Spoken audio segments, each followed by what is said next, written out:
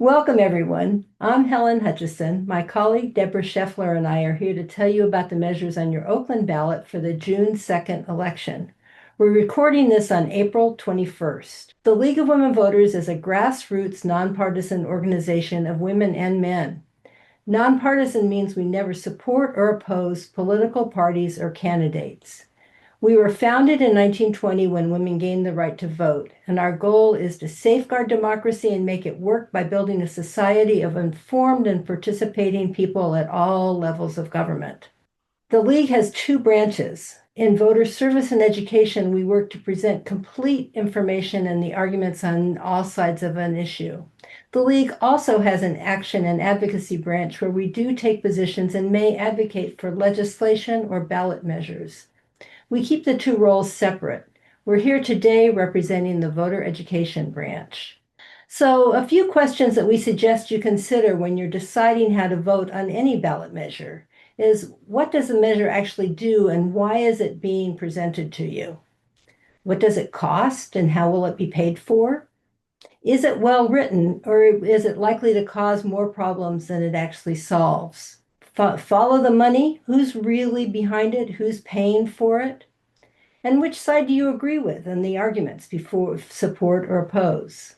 Voting is not a test, so it's okay to leave blanks if you don't understand things. Vote for where you really are, where it's clear and things that are important to you. There are 4 measures on the June 2nd ballot in Oakland. 1 is for the Peralta Community College District, and 3 are for the City of Oakland. I'm going to turn it over to Deborah now to talk about the community college measure. So, community college measure is Measure A, and it is a County of Alameda measure. So, voters approved Measure B in 2012, a $48 parcel tax to fund affordable higher education across the Peralta community colleges, which includes Laney and Merritt colleges here in Oakland, the College of Alameda in Alameda, and Berkeley City College in Berkeley. The tax was reauthorized in 2018, but it will expire June 30, 2028. The $8 million in annual funds generated by this task are used to prepare students for jobs and careers and for transfers to four-year colleges. Funds are also used for retraining programs and preservation of core academic programs, as well as for recruiting and retaining faculty. Oversight has been provided by an independent citizen committee that will continue to monitor expenditures. And I want to emphasize that this is not a tax increase, but a renewal of an existing tax. The fiscal impact of this measure would be to reauthorize the $48 per year parcel tax for 9 more years. In lieu of expenditures in support or opposed to this measure, as we often show, here is a list of signed supporters and opponents. And you can see here that many of the supporters are associated with our community college system. So someone from Merritt College, the College of Alameda, the Peralta Federation of Teachers, the Alameda County Superintendent of Schools, and Zach Unger, who is currently a member of the Oakland City Council, but was formerly a Peralta Colleges Citizens Oversight Committee chair. There are no official funding committees opposed to this measure. So what do the supporters say?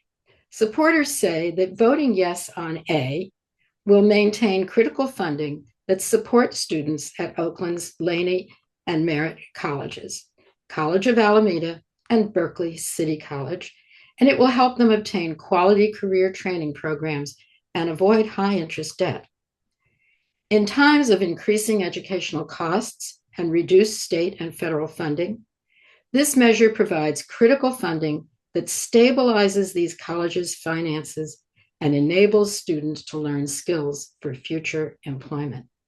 There are no opposition statements on the Registrar of Voters website, nor have we identified other statements or articles in opposition.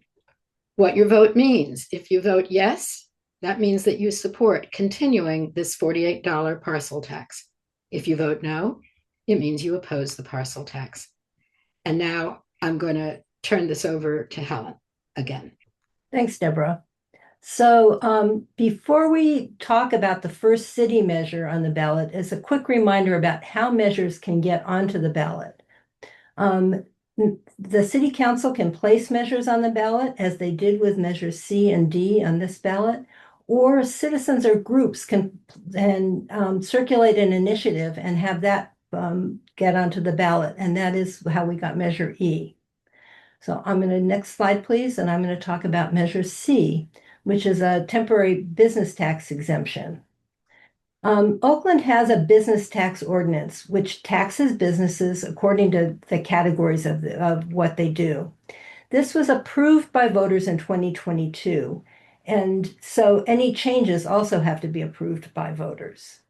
This measure was put on the ballot by the Oakland City Council to assist small businesses in Oakland with their post-pandemic recovery and to attract additional businesses to the city. San Francisco has passed and renewed similar legislation in the past few years. The proposal is to provide a 1-year, so 2027, business tax exemption for small businesses that have an annual gross receipt of $1 million or less. Those businesses that are retail sales, grocers, businesses and personal services, recreation and entertainment, and manufacturing. So all of those categories of businesses would be exempt if they are small, less than $1 million. The measure would also provide a 1-year business tax exemption in 2028 for new businesses opening in a commercial space in Oakland in 2027. That exemption would be for up to $1 million on taxes owed. The fiscal effect of this would be is provided by our city auditor. If passed, this measure would exempt about 12,000 existing businesses from paying city business taxes and would result in about a $2.2 million savings for those city businesses. That would mean a loss of about that same $2.2 million in business tax revenue for the city of Oakland for the calendar year 2027. And again, in lieu of expenditures and support measures, we've listed here the people who have signed this and who are supporters. And it was the arguments are signed by the council members Ramachandran, Unger, and Mayor Lee. It was placed on the ballot with a unanimous support from Oakland City Council, and we have not identified any opposition to the measure. So the supporters say that Oakland small businesses are vital to our neighborhoods, and it's important to find tangible ways, such as tax relief, to support their post-pandemic recovery. Oakland should support measures such as this to encourage businesses to locate here rather than in neighboring cities. Opponents might say things like that it's contradictory to offer even temporary tax exemptions at the same time that Oakland has declared a state of fiscal emergency. And there's a new parcel tax measure on the ballot.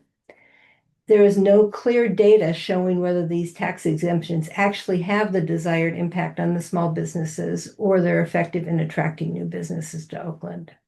So what your vote means on this one, if yes, you support the temporary business tax exemption to support the small and new businesses in Oakland, and no means you oppose the temporary business tax exemption. And back over to Deborah.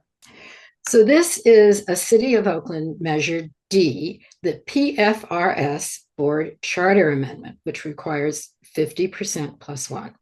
The Oakland Police and Fire Retirement System, called PFRS, covers the city's sworn police and fire employees who were hired before July 1, 1976, and who chose not to transfer to CalPERS, that's the statewide retirement system. PFRS provides for the payment of retirement allowances, disability, and death benefits to its members and their beneficiaries. PFRS is governed by a board of trustees, including 3 who must be retirees covered by the PFRS system. Board member composition and frequency of in-person meetings is specified in our Oakland Charter. Due to the age and geographic dispersion of the retirees, the PFRS board may soon be unable to find members who can agree to the in-person meeting requirements, and achieving quorum will become difficult. So the board is seeking a modification to the charter to allow for the members to have the option to elect someone who is not a PFRS member. The PFRS board is also seeking a charter amendment to allow for the board to meet no less frequently than quarterly. This amendment would provide more flexibility and discretion of the board in setting meetings. The board will still have the option to hold special meetings as needed. There are no fiscal effects for the city of Oakland or for taxpayers involved in this measure. So the supporters say that increased flexibility about who may serve as a trustee is a reasonable response to the increasing age and changing demographics of those who are covered by the system. Increasing flexibility about the frequency of meetings is a reasonable response, since monthly meetings may not be needed and would entail unnecessary expense. As for opposition, we have not identified any opposition to this measure. So what your vote means, if you vote yes, you vote to support this PFRS board charter amendment. And if you vote no, you vote to oppose this charter amendment. And I'm going to hand it back to Helen for Measure E. Thanks, Deborah. So Measure E is called the Public Safety, Cleanliness, and Community Accountability Measure. It also requires a simple majority, so 50% plus one to pass. So in June 2025, the Oakland City Finance Committee projected a $40 million deficit in the 2025 to 2027 budget, so the year cycle we're in right now. Instead of budgeting for that for the projected revenue, that deficit, the city council budgeted based on an anticipated additional revenue through a new parcel tax or some other means to backfill that deficit. The stated purposes of this measure are very broad spending categories. So it's fire, police, homelessness, and clean city activities, a lot of the things the city measure does. If this measure does not pass, the city will revert to an alternative interim budget for the coming year. The precise impact of not passing this measure on the city's budget and services is really unknown because there has been no alternative budget in the public, but rejection of this measure likely would result in layoffs and reductions in city services, given the current revenue projections. The measure requires a biennial audit by the city auditor. It also establishes a 7-member oversight commission that would be charged with issuing a report on the expenditures of the revenues. So the fiscal impacts of this: a single family home would be paying an additional $192 per year. In multi-unit buildings, each unit would pay $131 per year. Commercial property would be taxed based on the frontage and square footage that it has.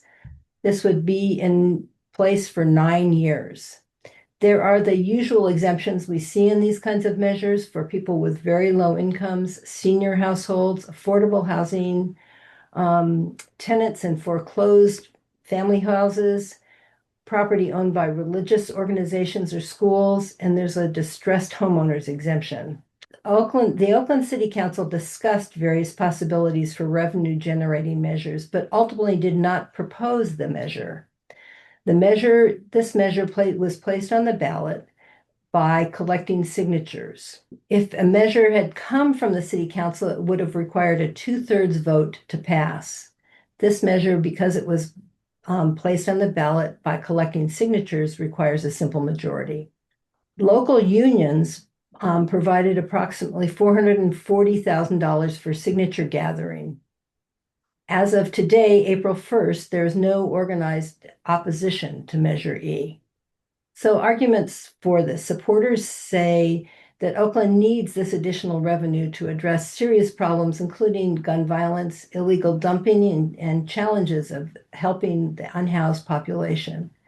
Without these revenues, residents in Oakland face reductions of core city services. The city needs this revenue as it develops additional fiscal policies and plans to fully recover post-pandemic. Opponents to this say that property taxes in Oakland are already at an unacceptably high level, and the measure gives so much discretion to the city council to decide the allocation of this money that the oversight is meaningless. Proposing additional taxes to the existing proposing additional taxes to the existing taxes property owners already pay requires much more transparency and justification than have been provided. What your vote means. If you vote yes, you approve a new parcel tax for 9 years to help backfill the city budget deficit, and no means you oppose this new parcel tax. Back over to Deborah. All right, be an informed voter. On our website, we have links to how to register to vote, change your registration, update it, ways to vote, important deadlines, and how to get informed about the measures. Let's get a little more specific. We have on our website one-pagers on the pros and cons of these ballot measures we've just been discussing, and we have the Easy Voter Guide, an easy-to-read guide on tips on voting. You can refer to them to learn more about these measures and about voting generally. Vote 411 is our national platform. And if you enter your address, you can view your entire ballot as well as links to voting resources, the kinds of things we've been talking about here.